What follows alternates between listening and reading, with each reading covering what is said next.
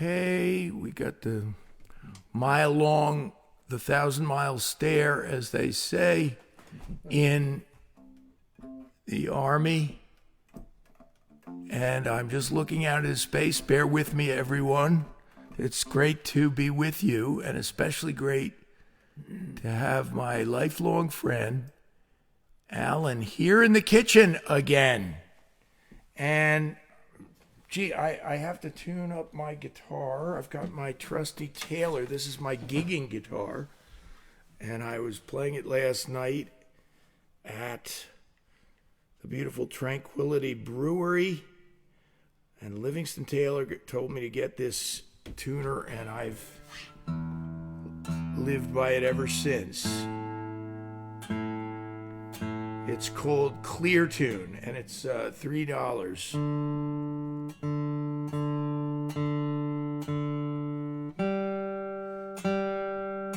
We're going to do some Beatles tonight for you. We're going to fool around and talk and pretend that we're in the living room having a coffee, because Alan comes over frequently for coffee, and we just figure it all out. We solve the world's problems.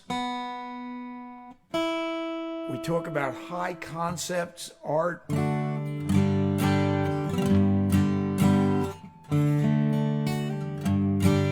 doesn't sound right yet. And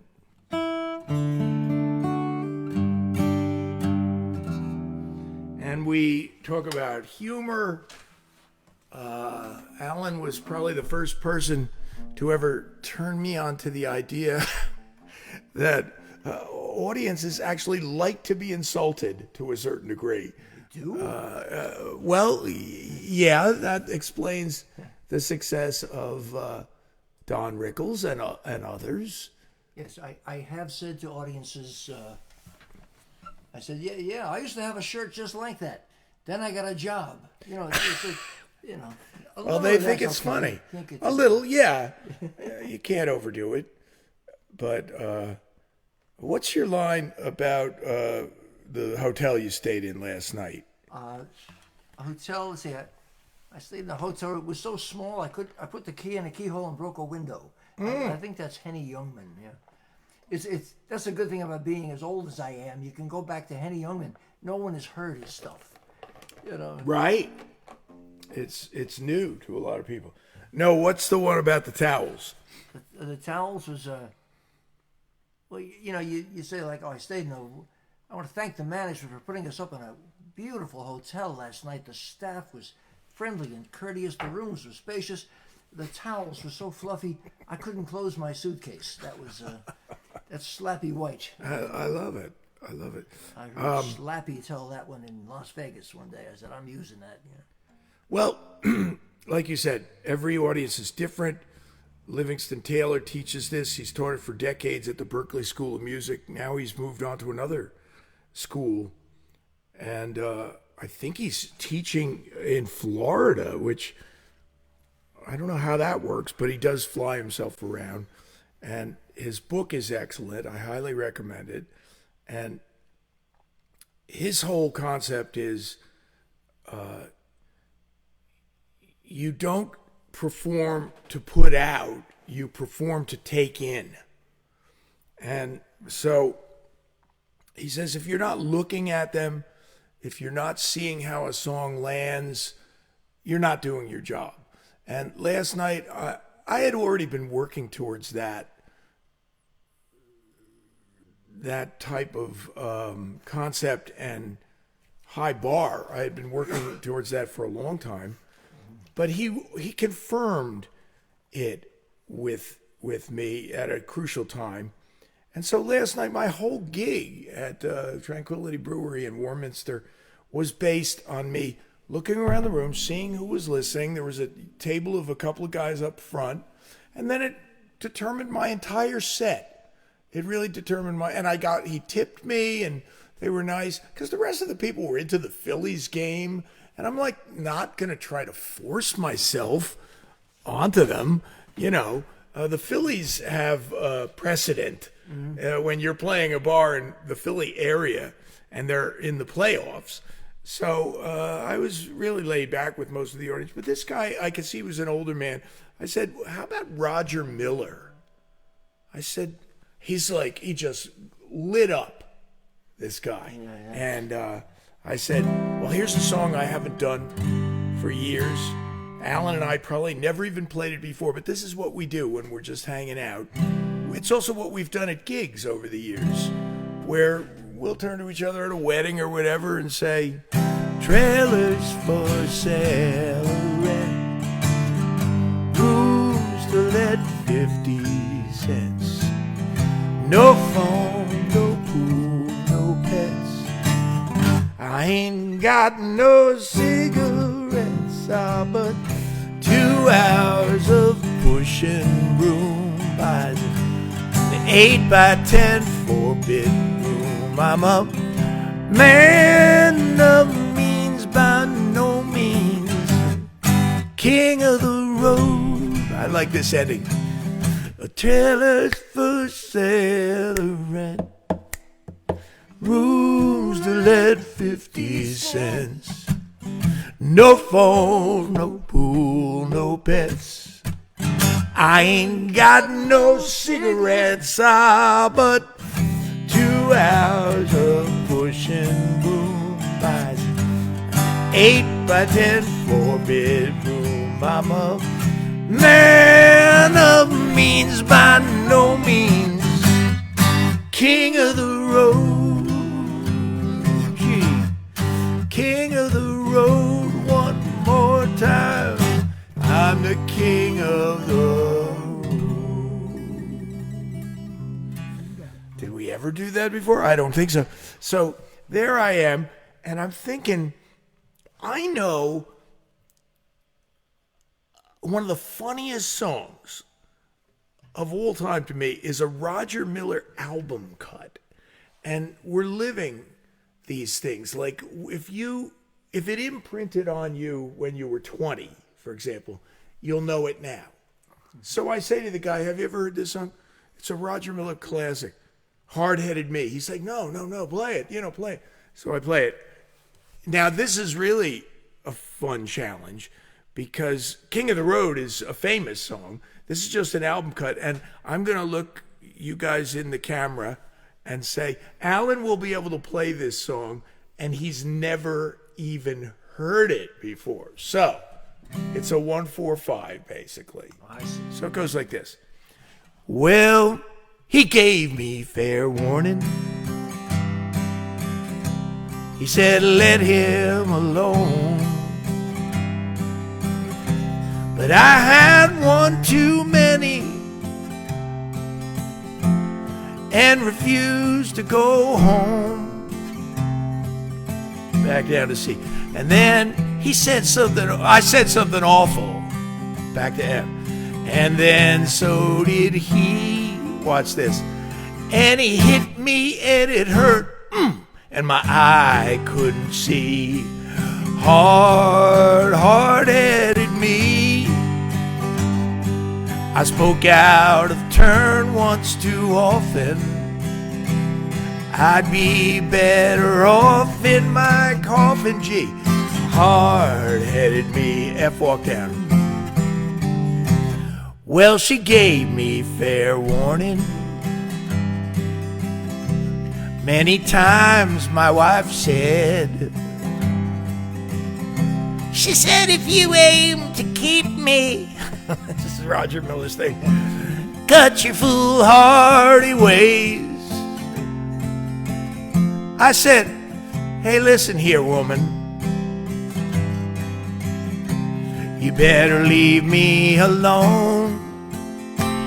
How long is forever? That's how long she'll be gone. Hard-headed me. I spoke out of turn once too often. I'd be better off in my coffin. Hard-headed me. Then he does his typical scat sing. But I'm not going to do that. I'll do the last verse. No, here's the classic last verse. They gave me fair warning. Give you $5 if you. all the folks in my town. They said, if you don't straighten up, we're gonna expel one clown. I said, hey, wait a minute here. You can't do me this way. How far is it to the next town? I'm walking that way. Hard-headed me. I spoke out of turn once too often. I'd be better off in my coffin. Hard-headed me.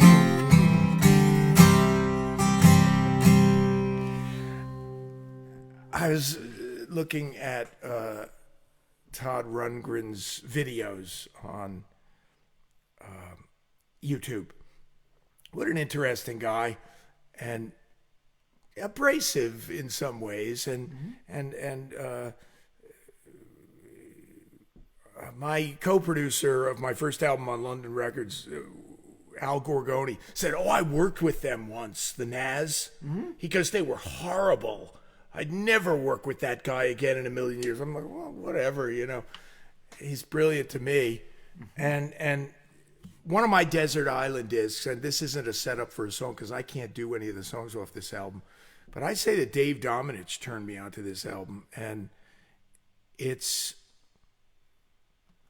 called Hermit of Mink Hollow, which Todd Rundgren played all the instruments on, and the single off of it was Can We Still Be Friends, which is a song I adore. But every song on that album is great. And he's saying on YouTube last night as I'm watching, regarding Hard-Headed Me and how this ties in, he's saying songs, you should have songs that are fun. You know, you should have songs that are fun and funny.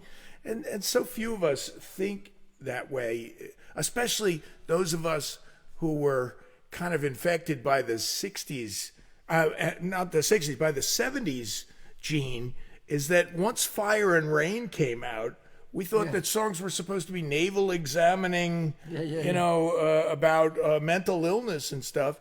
And that song is one of the great all-time songs. I adore it. But, you've always influenced me about fun songs, funny songs. What's Todd Rundgren has 5 at least hilariously funny songs. One of them is Bang on the Drum All Day. Yeah. That was a big hit. That's played all over the place. But one of them, which hardly anybody has heard, is Emperor of the Highway, about roadhogs. Have you ever heard that? No. I am the Emperor of the Highway. I wield the universal will. And then one line of it is, if you chance to overlook my self-indulgence, I will place my royal boot upon your ass. Oh, yeah. It's hilarious. Now, I'm not going to sit here and do all these, but we're going to do a fun and funny song in a moment. One of our classics, Grizzly Bear by the Youngbloods. Fun and funny. Everybody's always loved it. But let's go back to a song that I recently found out was, interestingly enough, as time goes by, George Harrison's influence and just persona and spirit just keep expanding, And until it's gotten to the point, Alan, that, do you know what the number 1 most popular Beatles song in the world today is? No. Here Comes the Sun. Oh, yeah. It's streamed the most. It's downloaded the most. It's viewed the most.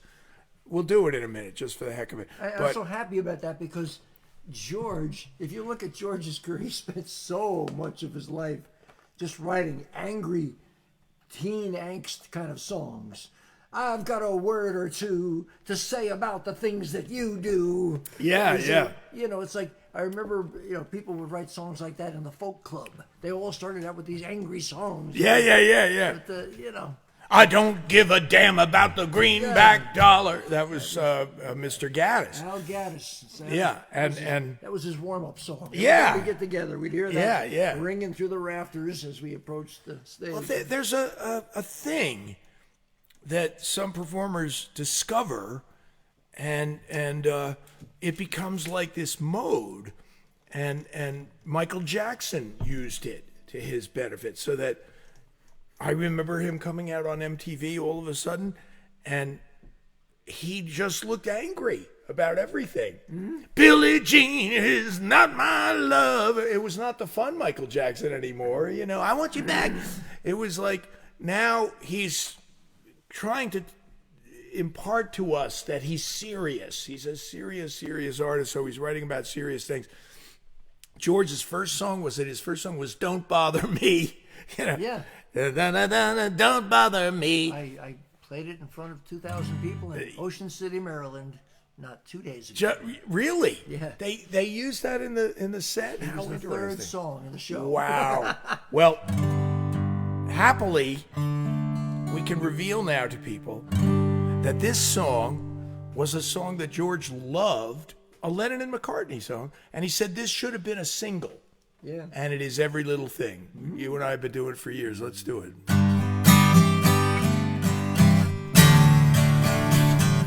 When I'm walking beside her, people tell me I'm lucky. Well, I know I'm a lucky guy. I remember the first time I was lonely without her. Can't stop thinking about her now. Every little thing she does for me, yeah. And you know the things she does for me. Ooh, when I'm with her, I'm happy, yeah. Just to know that she loves me. Well, I know that she loves me now. There is one thing I'm sure of, I will love her forever. For I know love will never die. Every little thing she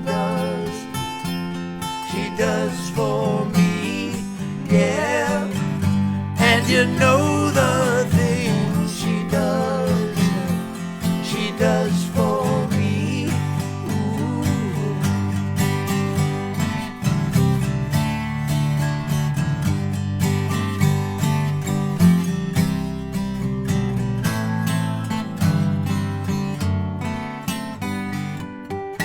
Every little thing she does for me, yeah. And you know the things she does for me. Ooh. Every little thing, every little thing, every little thing. Let's do the Youngbloods.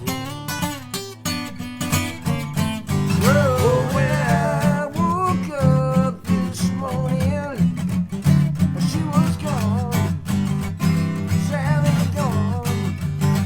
Whoa, when I woke up this morning, she was gone, Sally gone. I used to love to watch her dance like a grizzly bear. I guess she's gone to Frisco, whoa, whoa, to there. Cause when I woke up this morning, yeah, she was gone, Sally gone. Crank up that bass now.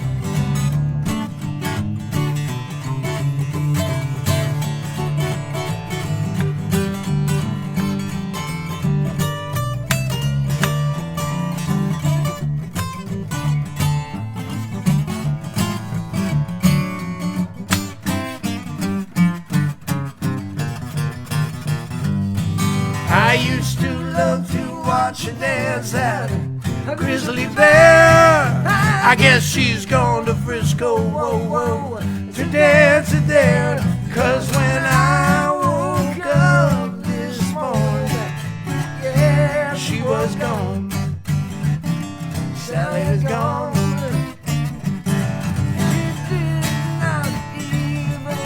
She did not even tell me the reason why. The reason why she was gone. Oh, do-de-oh. Did not. She didn't tell me, Lord, why she was gone. I used to love to watch her dance that Grizzly Bear. I guess she's gone to Frisco, whoa, whoa, to dance there. 'Cause when I woke up this morning, yeah, she was gone. Sally was gone. Sally was gone. Sally was gone. Look out.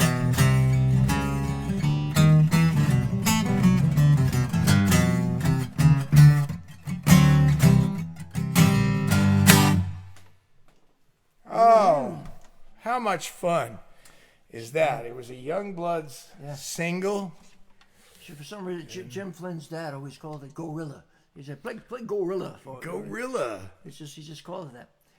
Jim Flynn's dad also, when he would excuse himself to go to the restroom, he'd say, "Excuse me, I've got to go wring out my sock." That was a lot of one-liners.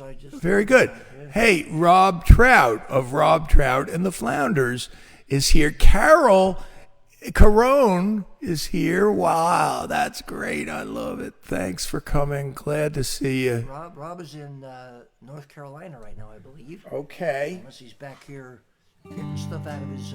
he's moving down there. His family's down there. A lot of kids, grandkids. Mm-hmm. So North Carolina's a nice place. And Carol, of course, is a member of the legendary tribe, the Carones. And Jimmy Garibo's wife is Gail. I don't know where she fits in the order. One of the younger ones, I believe. Do you know that Glenn Markell was in a band with the Carone sisters? I didn't know that. Yes. I guess Jack Carone is the guy who got me in Beatlemania. There you go. Talking to a singer named Steve Tracy, legendary singer, and he said, "Well, we're up against it. We got to find a McCartney we got to find one yesterday." And Steve Tracy goes, "Go to O'Connor's Beef and Ale Wednesday night." You know that's all he said. The rest is history. Yeah, great chain of events there that changed your life, changed mine. Kathy is here. Her husband Chip is presumably nearby. Her husband Chip. Her husband Rich. And tell him I said hi. Bob Cole is here, one of my great friends, great students. I've always associated every little thing in a way with another album cut, and you and I have never done it. This is just what we do in the living room. Mm-hmm. Sometimes I'll throw something at Al and just say, what if we tried this? It could be a train wreck, and it could work. And it goes like this. It was a reverse drag strum, I think by McCartney's doing, and it was like this. If you let me take your heart, I'll be true to you. We will never be apart if I'm part of you. Open up your eyes now.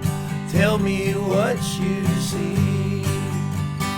It is no surprise now.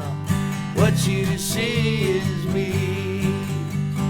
Big and black the clouds may be. Time will slip away. If you put your trust in me, I'll make bright your day. Look into these eyes now. Tell me what you see.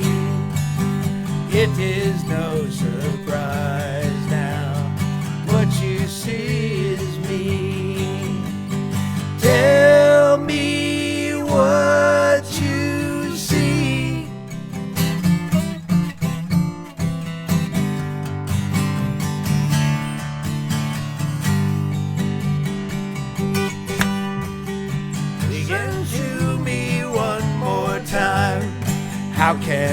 I get through. Can't you try to see that I'm trying to get to you?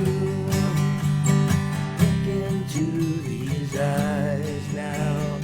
Tell me what you see. It is no surprise now. What you see is me.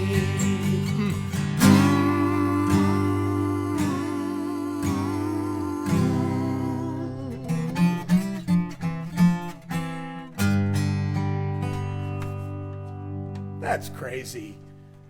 I mean, Challenge me, will you? yeah, that's nuts. So that's what I've known. I don't think we've ever sung that all the way through. We might have I've known that since it came out.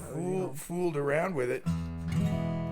Oh, getting into the key of E reminds me that you and I go way back to, you know, hindsight is now 2020, and to our benefit, we look back and go, yeah, the BeeGees were always brilliant, and they were kind of matching the Beatles hit for hit in the 60s, but we didn't know that they were going to rule the 70s as the premier hit makers of the entire decade. And if we had gone by some of those early songs, we would have just said, or I would have, I don't know about you, these guys are just good songwriters, you know? I mean, it's always about the song. And maybe their very first single off their very first album is still like an R&B classic. And you and I have done it for years, which is this.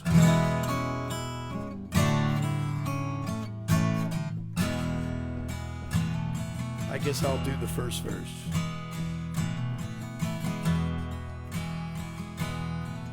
There's a light, a certain kind of light that's never shone on me. I want my life to be, live with you, live with you. There's a way everybody say to do each and every little thing, yeah. But what good does it bring if I ain't got you, if I ain't got you, baby? You don't know what it's like. You don't know what it's like to love somebody,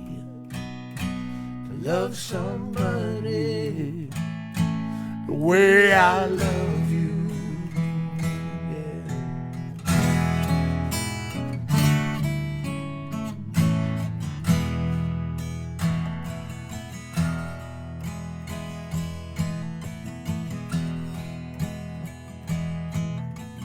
In my brain,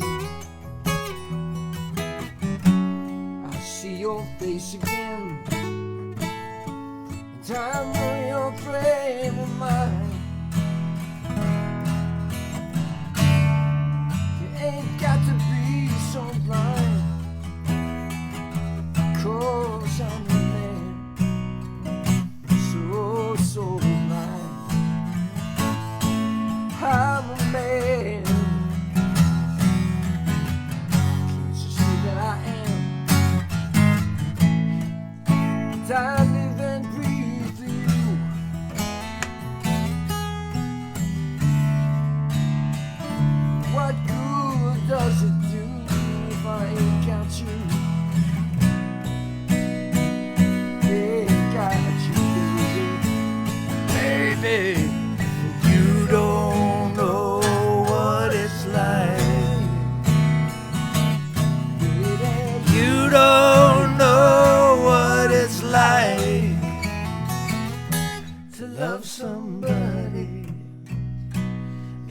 somebody the way I love you. No, no, no, no, no, you don't know what it's like. You don't know what it's like to love somebody, the way I love you.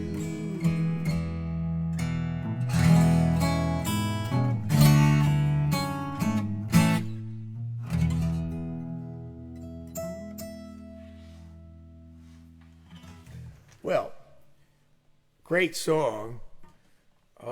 That was perhaps my favorite version of it that we ever did.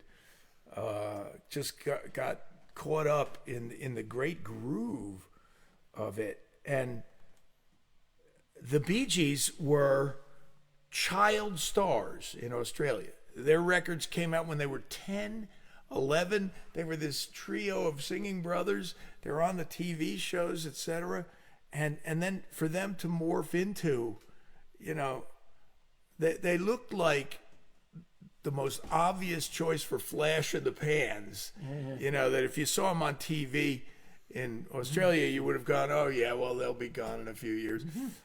But here's another weird thing as we like to talk, and when we're fueled with Pete's coffee, you should hear us gassing a million miles an hour about these things. But one of the concepts that's so hard to impart to people is that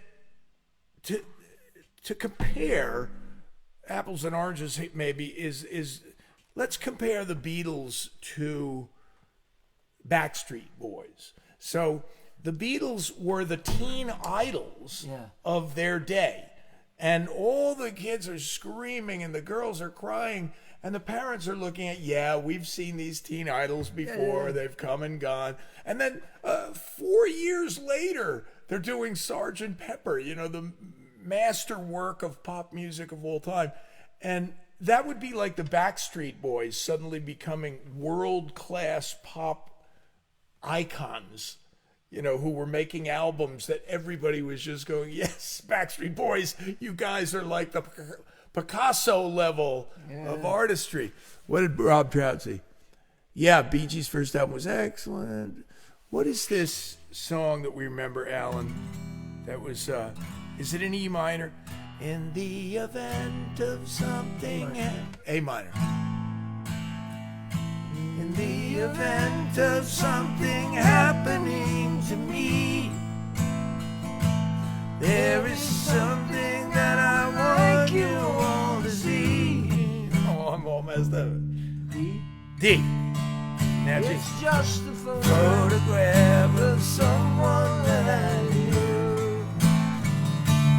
Have you seen my wife, Mr. Jones?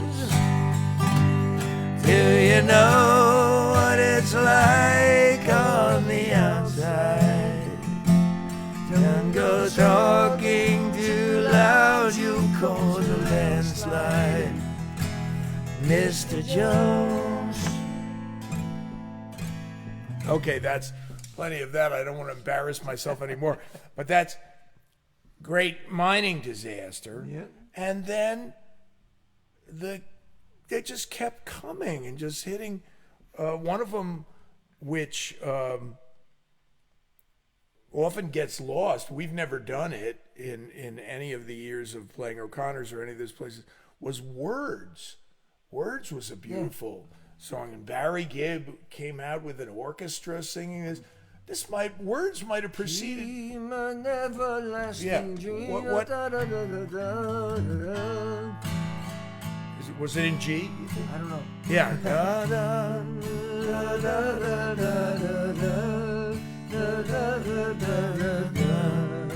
We do this when we can't remember the lyrics. What is it? B flat now?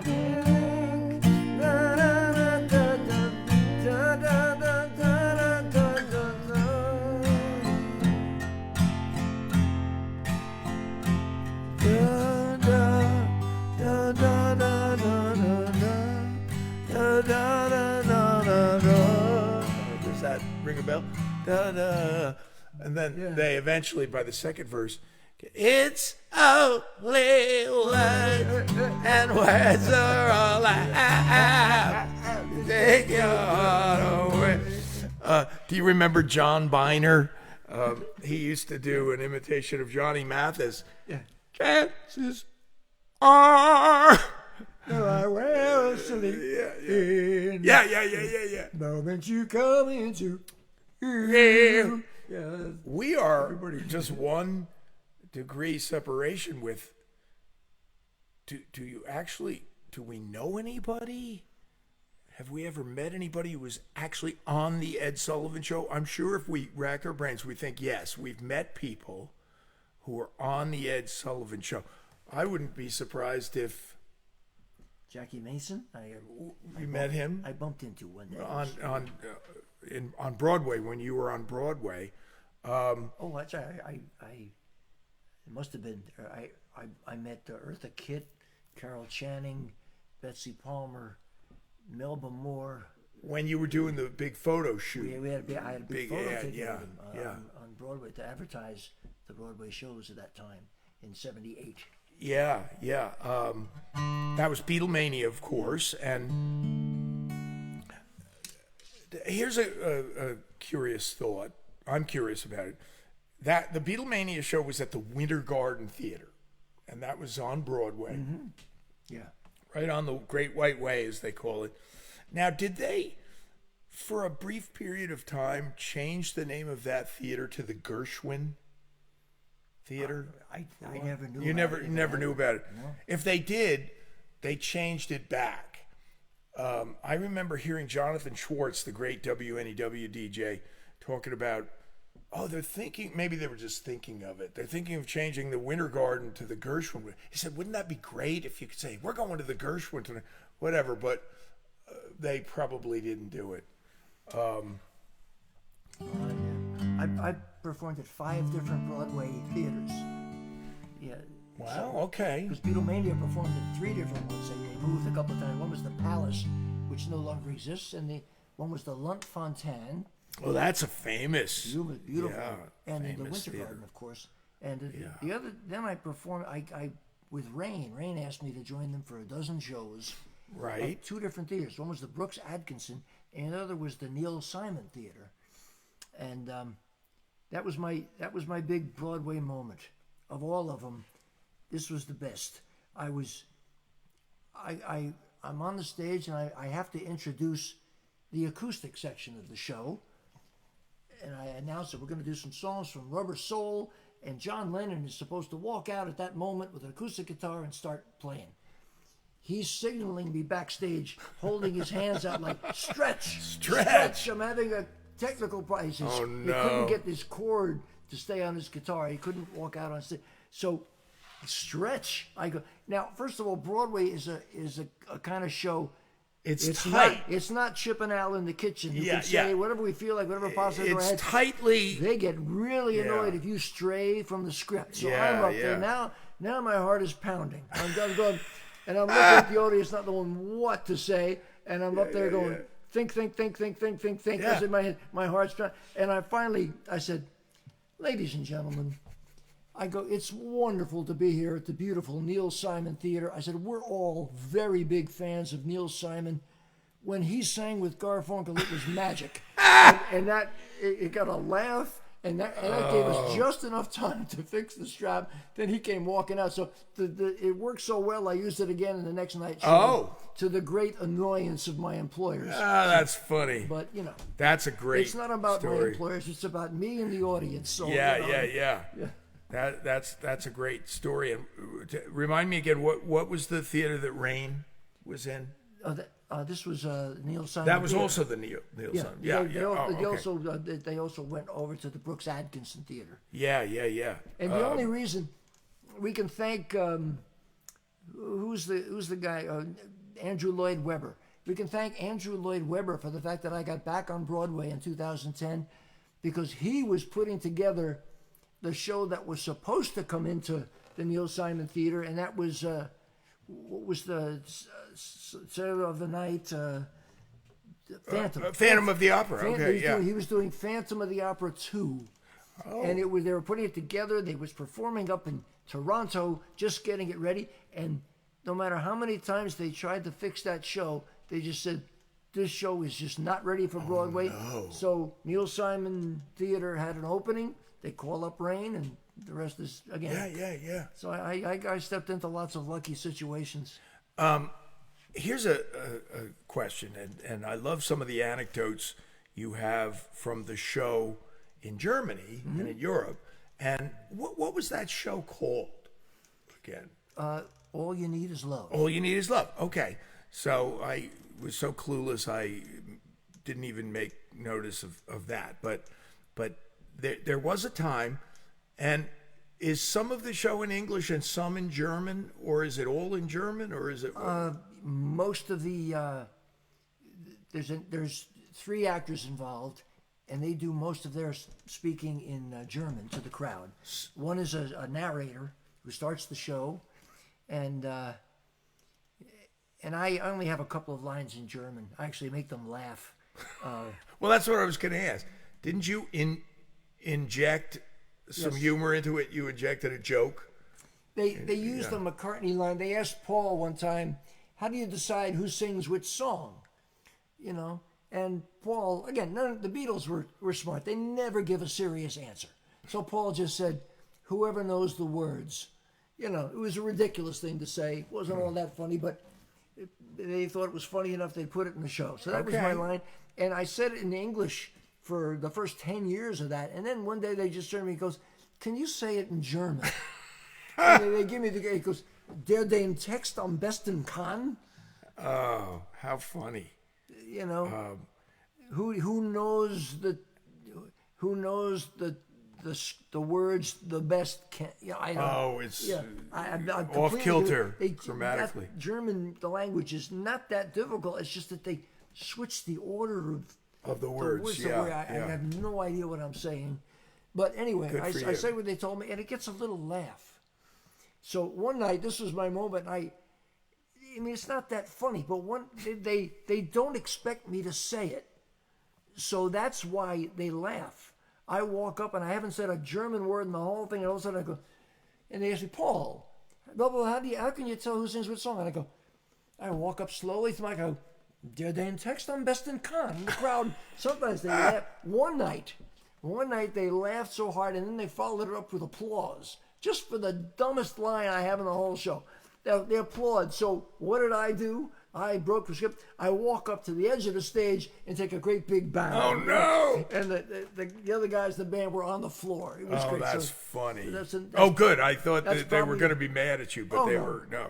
That might be my that's second favorite show moment.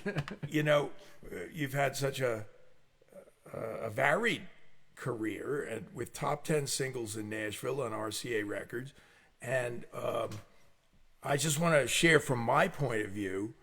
I've never even told you this, but I was sitting at home watching, what was the Nashville network? Was it TNN or was it a different thing? The Nashville cable network. Yeah, I'm TNN, watching it, and they had, all of the shows that you were on, including the Shotgun Red show. Nashville Tonight, Shotgun Nashville Tonight, and you could be a star. Is that the name of the show? Yeah, you can be a star. Oh, did I get some unadulterated enjoyment out of seeing you on that show with your New Jersey humor mentality,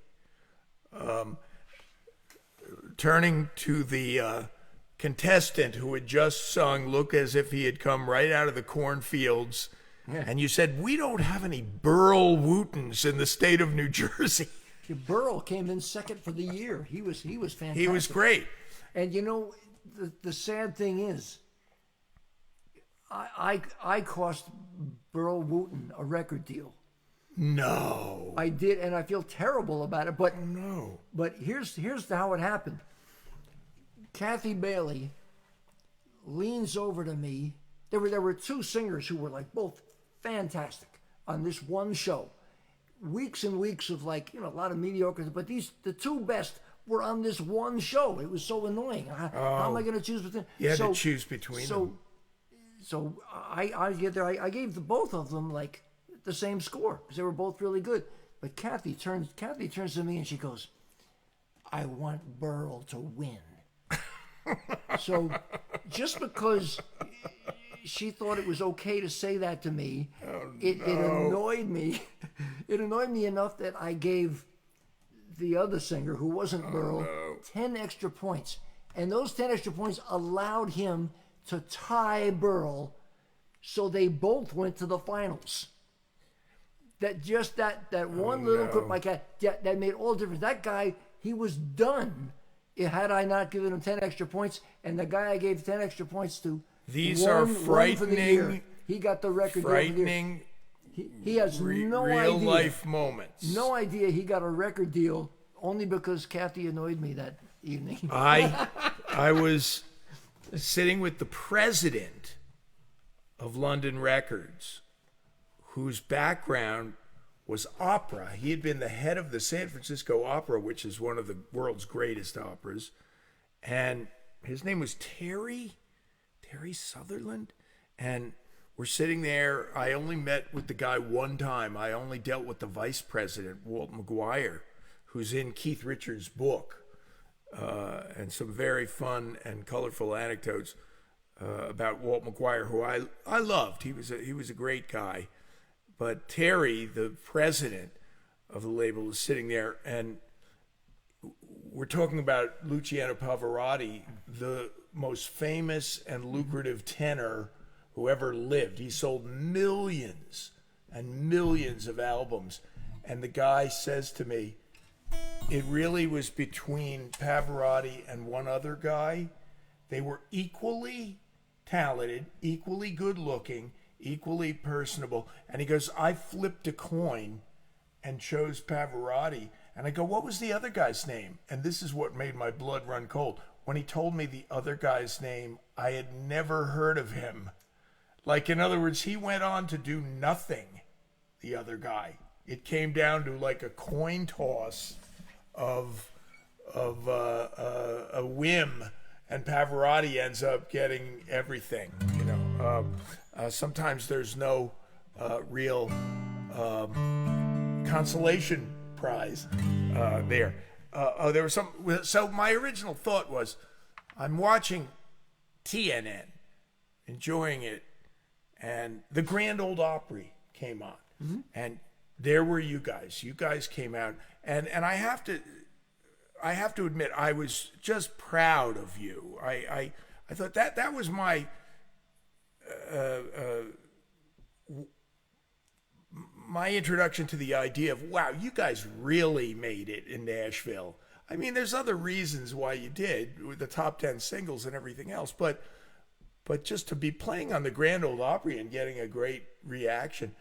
And I think I only remember one song. You probably did three, but it was Oh Heart. It was the Oh Heart moment.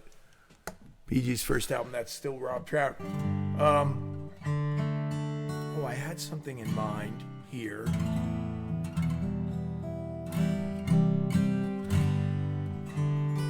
We could just do songs in open G all night. Let's do a little bit of this. I love this, and you and I are big fans, and some of our viewers are too, of the classic 60s songs that aren't necessarily super known. They're semi-obscure now. To us, they're extremely famous. But this one, by Jerry and the Pacemakers. Don't let the sun catch you crying.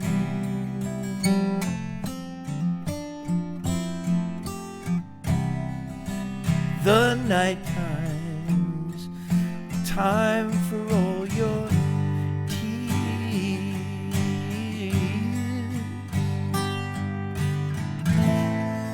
Your heart may be broken tonight,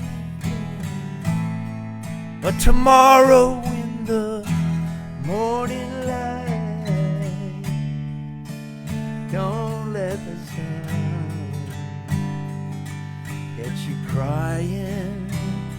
skip to the end. Don't let the sun get you crying.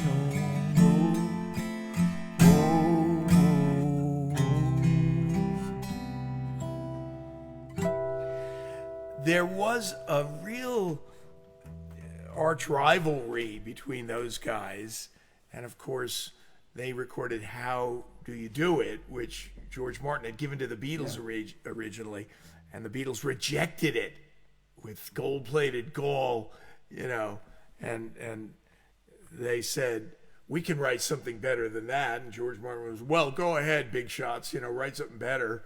And they wrote Please Please Me. It's like the tale of two bands. The Beatles got away with that, and the exact same thing was happened to the Cyrkle. And they said, same producer, George Martin said, we want you guys to do ba-da-da-da-da-da, Feeling Groovy. And they said, no, we're going to write our own song. We don't, that's pop fluff. That's not what we're about. Yeah.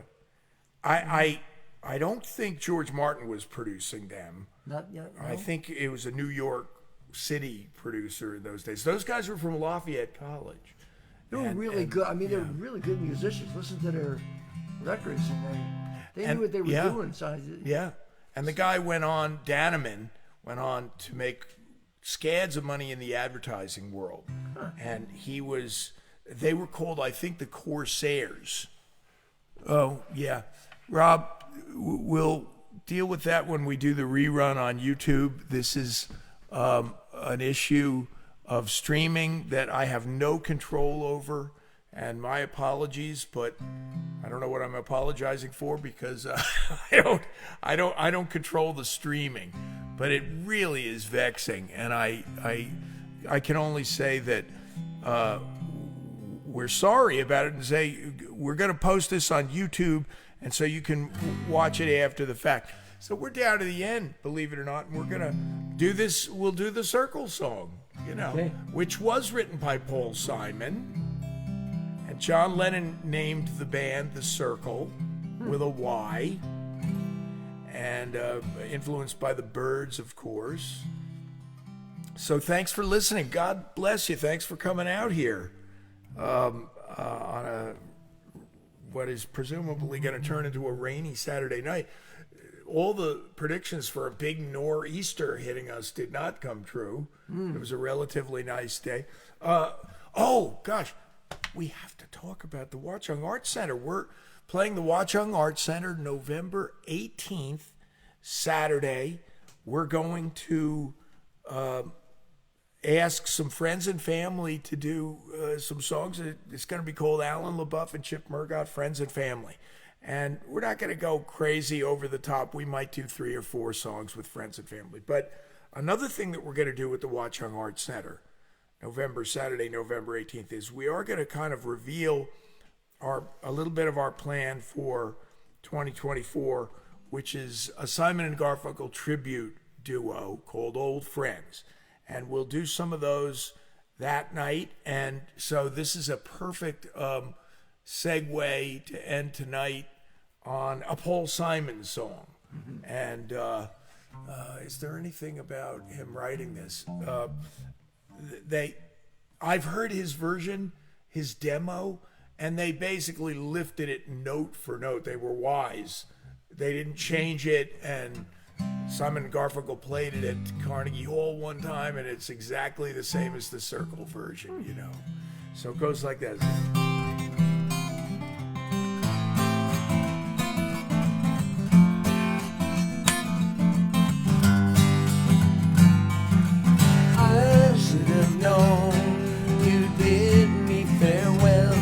There's a lesson to be learned from this, and I've learned it very well.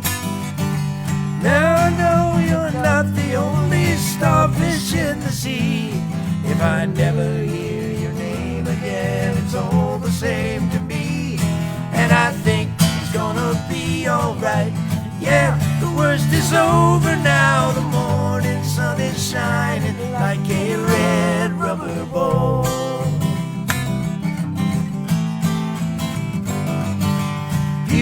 Never cared for secrets I confide. Do you you I'm just an ornament, something for your pride.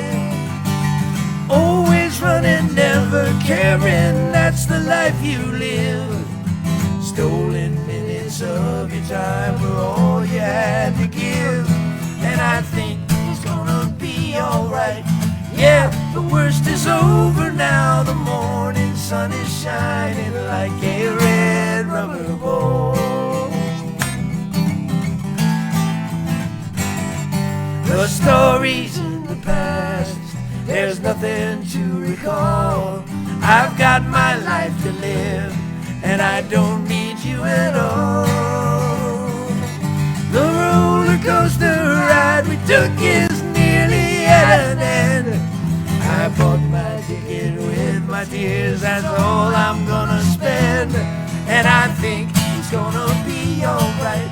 Yeah, the worst is over now. The morning sun is shining like a red rubber ball. Oh, I think it's gonna be alright. Yeah, the worst is over now. The morning sun is shining like a red rubber ball.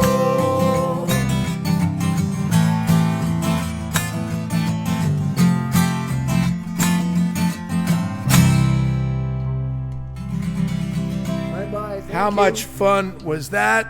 Thank you so much for coming out, Alan. We'll be at the lovely Watchung Arts Center November 18th. Come and see us, and you can go to their website and see how to get tickets. All right, have a great night. All right.